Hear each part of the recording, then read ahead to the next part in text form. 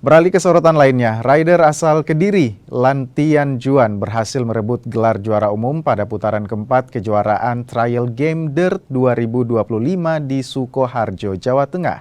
Hasil ini membuat penentuan gelar juara musim ini harus berlanjut hingga seri pamungkas di Bandung, Oktober mendatang.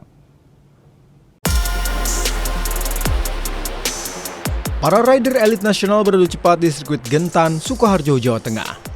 Rider asal Kediri, Lantian Juan, tampil konsisten dan berhasil menjadi yang tercepat dengan total 91 poin, unggul tipis 1 poin dari rider asal Boyolali, Asep Lukman, yang harus puas di posisi kedua dengan 90 poin. Berkat keberhasilannya menjadi juara di kelas campuran Open dan runner-up di FFA Open, Lantian Juan dinobatkan sebagai juara umum seri keempat dengan total 47 poin.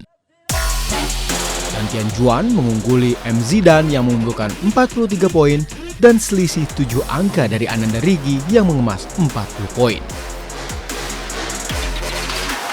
Putaran kelima Trial Game Dirt 2025 akan digelar di Bandung 26 hingga 27 Oktober 2025 mendatang. Bandung akan menjadi kota pamungkas sekaligus penentu siapa rider terbaik musim ini. Nikolus Irawan, Kompas TV, Sukoharjo, Jawa Tengah.